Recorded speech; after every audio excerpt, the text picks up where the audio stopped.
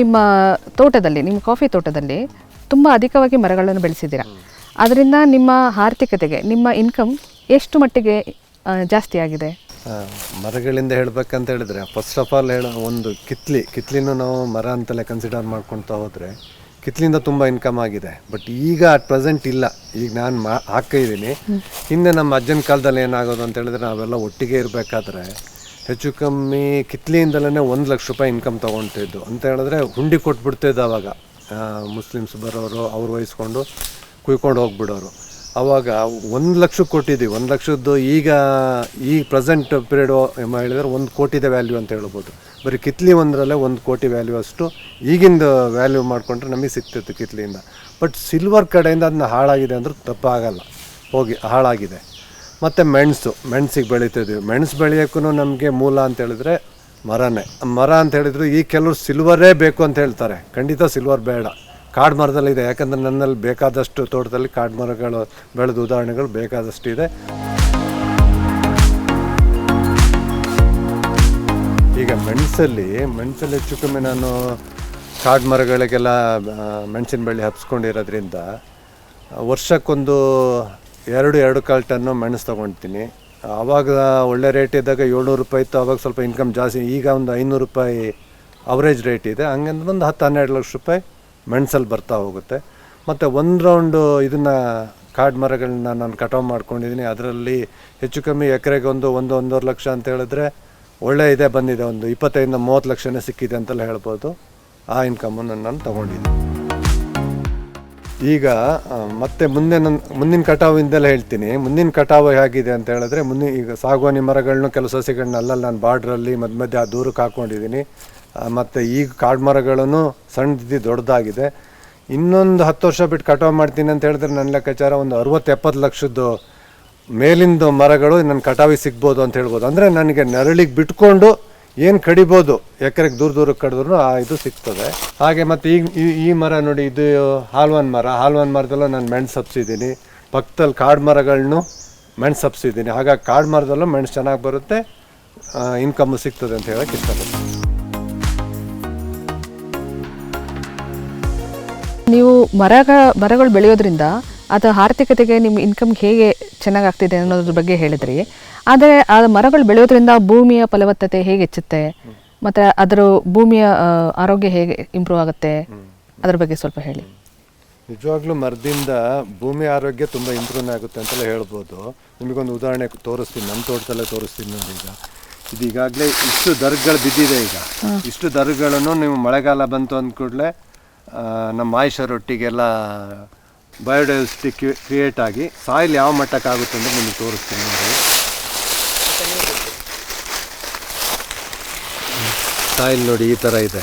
ನೀವು ಪೌಡ್ರ್ ಹಂಗಿದೆ. ಹೆಚ್ಚು ಕಮ್ಮಿ ನಿಮಗೆ ಇದು ಗೊಬ್ಬರದಾಗೆ ಕಾಣ್ತಾ ಉಂಟು. ಸಾಯಿಲ್ ಅಂತ ಯಾರು ಹೇಳಲ್ಲ, ನಿಮಗೆ ವರ್ಮಿ ಕಾಂಪೋಸ್ಟ್ ಥರ ಕಾಣ್ತಾ ಇದೆ. ಆ ಮಟ್ಟಕ್ಕಿದೆ. ಇದರಲ್ಲೂ ನಾವು ಪ್ಲಾಂಟ್ರಿಗಳು ಒಂದು ತಪ್ಪು ಮಾಡ್ಕೊಳ್ತಿದ್ದೀವಿ ಅಂತೇಳಿದ್ರೆ, ಈಗ ಆರ್ಗ್ಯಾನಿಕ್ ಕೃಷಿನ ಬಿಟ್ಬಿಟ್ಟು ಕೆಮಿಕಲಿಗೆ ಬಂದು, ಅಂದರೆ ಗೊಬ್ಬರಗಳು, ರಾಸಾಯನಿಕ ಗೊಬ್ಬರಗಳನ್ನ ಹಾಕ್ಕೊಂಡು ಈ ಬಯೋಡೈವರ್ಸಿಟಿ ಏನಿದೆ ಇದನ್ನ ಕಂಪ್ಲೀಟ್ ಹಾಳು ಮಾಡ್ಕೊಂಡಿದ್ದೀವಿ. ಇದು ನಮ್ಮದು ಉಪಯೋಗನೇ ಸಿಗ್ತಾ ಇಲ್ಲ. ಈಗ ನಮ್ಮ ಮರಗಳಿದ್ರೂ ಗಿಡಗಳು ನಮ್ಮ ತೋಟದಲ್ಲಿ ಇದ್ರೂ ಈ ಉಪಯೋಗ ನಾವು ತೊಗೊಳ್ತಿಲ್ಲ. ಇದನ್ನು ಕಂಪ್ಲೀಟಾಗಿ ಹಾಳು ಮಾಡ್ಕೊಳ್ತಿದ್ದೀವಿ. ರಾಸಾಯನಿಕನ ಬಿಟ್ಟರೆ ಈ ಎಲ್ಲ ಬೆನಿಫಿಟ್ಗಳು ಸಿಗ್ತದೆ. ಈ ಬೆನಿಫಿಟ್ಗಳೇ ನಮ್ಮ ಭೂಮಿಗೆ ಬೇಕಾದಷ್ಟು ಆಗುತ್ತೆ ಅಂತೇಳಿ ನಾನು ಅಭಿಪ್ರಾಯ.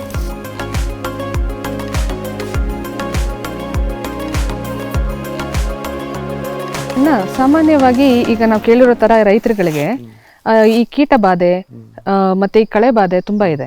ಅದನ್ನು ನಿಮ್ಮ ತೋಟದಲ್ಲಿ ಹೇಗೆ ಮ್ಯಾನೇಜ್ ಮಾಡ್ತಾ ಇದ್ದೀರಾ?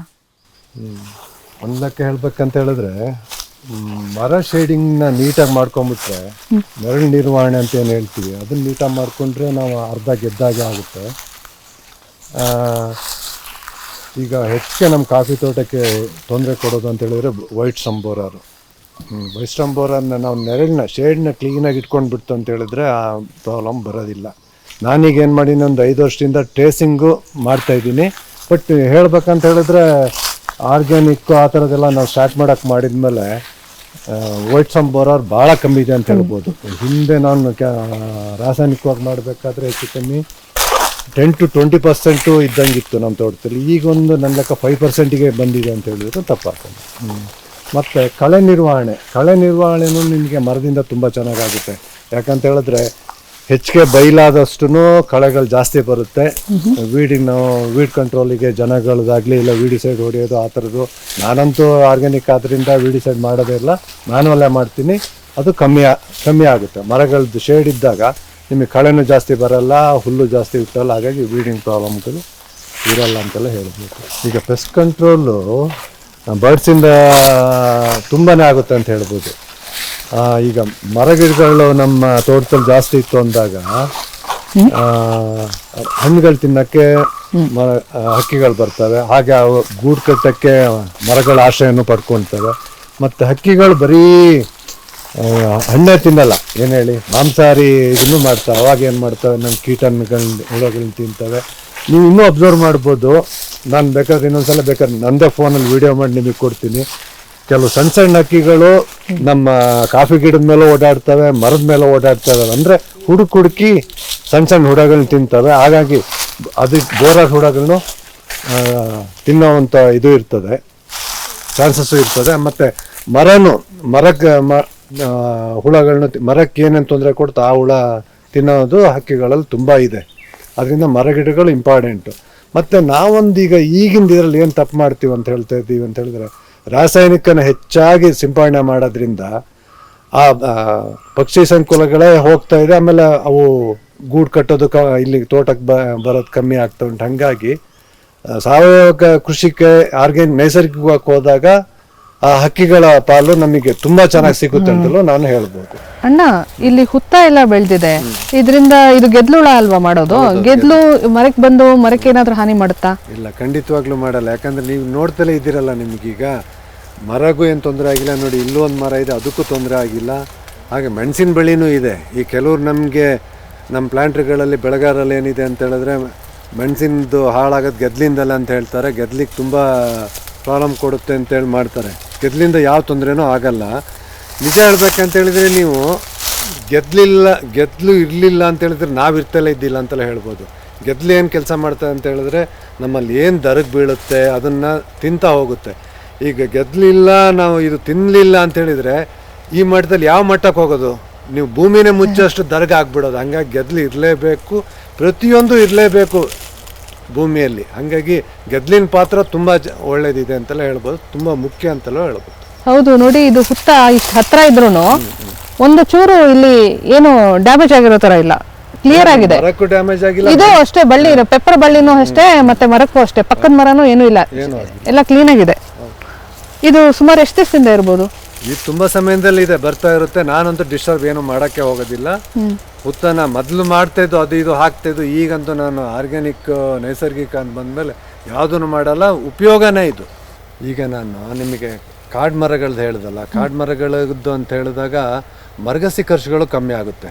ನಾವೀಗ ಸಿಲ್ವರ ಬೇರೆ ಮರಗಳಿಗೆ ಹೋದಾಗ ಮರಗಸಿ ಖರ್ಚು ತುಂಬ ಬರುತ್ತೆ. ತುಂಬ ಅಂತ ಹೇಳಿದ್ರೆ ಈಗಂತೂ ನೀವು 1200 ರೂಪಾಯಿ ಮರ ಹತ್ತೋರಿಗೆ ಕೊಡಬೇಕು, 1000 600 ರೂಪಾಯಿ ಕೊಡಬೇಕು. ಅಲ್ಲಿಗೆ ಹೆಚ್ಚು ಕಮ್ಮಿ ಎಕರೆಗೆ ನನ್ನ ಲೆಕ್ಕಾಚಾರ ಒಂದು 20-25 ಸಾವಿರ ರೂಪಾಯಿ ನಾವು ಮರಗಸಿ ಲೆಕ್ಕಕ್ಕಂತೆಲ್ಲ ಖರ್ಚು ಮಾಡಬೇಕು. ಅದು ನಮಗೆ ತುಂಬ ಉಳೀತದೆ. ಮತ್ತು ನಾವೊಂದು ಉದಾಹರಣೆ ಕೊಡ್ತೀನಿ ನಿಮಗೆ. ಇದು ಹತ್ತಿ ಮರ, ಇದು ಯಾವ ಟಿಂಬರೂ ಆಗಲ್ಲ, ಟಿಂಬರ್ ಬರೋದಿಲ್ಲ.